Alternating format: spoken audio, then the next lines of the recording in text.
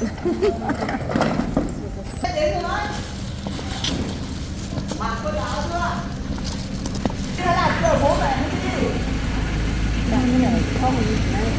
đứa mặc cho bác gái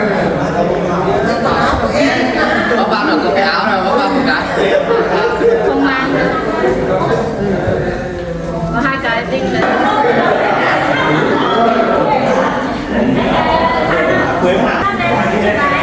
đã bảo bác mang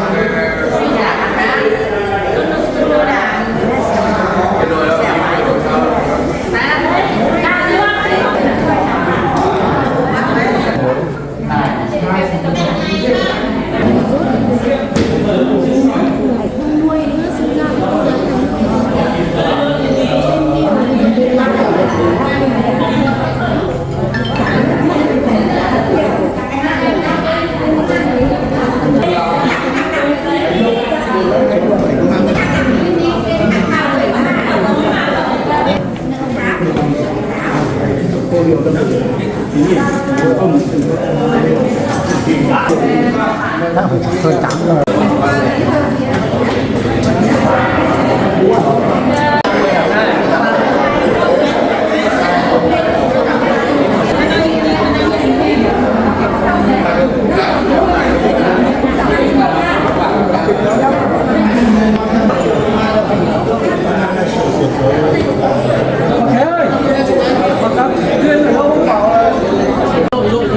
Chân Sơn là làm một cục của chúng tôi anh không? Đây. Xong ký vào đây. Không cần từ anh 5 người. Ok. Bao nhiêu người xong là ký vào đây là bao nhiêu tiền? Rồi. Ký vào nhá. 8 người. Ok, của cháu 3 người cháu đây. Tiền đấy nhá.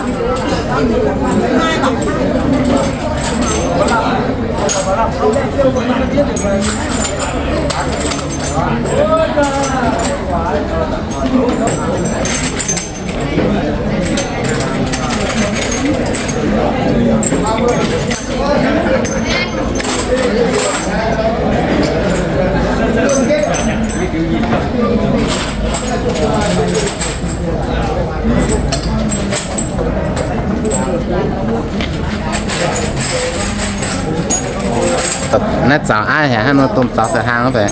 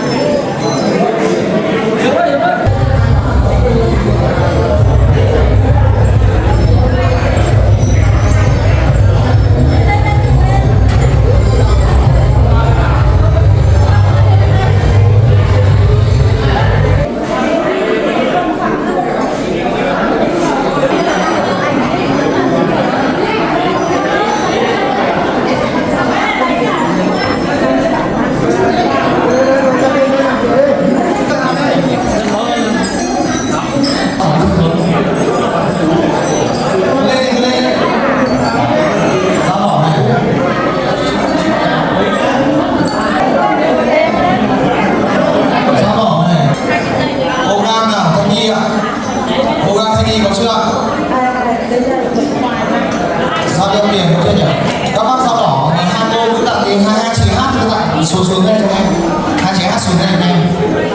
Quần trắng này, dao đeo tiền này, dao đỏ này. Nào nữa nhỉ? Quần trắng này, đeo tiền này, dao đỏ này, dao áo dài này, dao quần chẹt rồi. Còn thiếu lô gan này, dao thanh lý lại ô gan luôn ạ.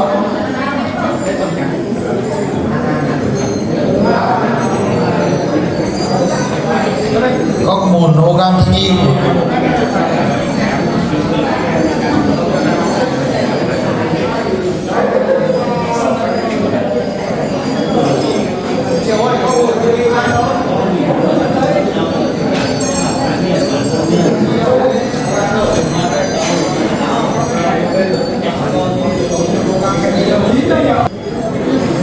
Và còn bàn Văn Đức ở cái Trung Yên cũ ấy của Xuân Dương, xong đến được thì lên đây còn Ô gan thanh y không cùn thì còn nhóm nào nữa nhỉ?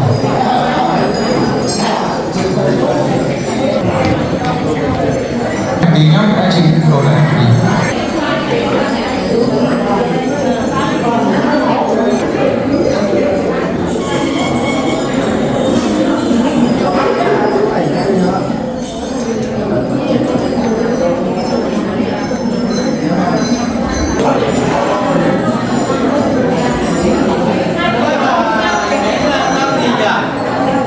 Không có trắng à?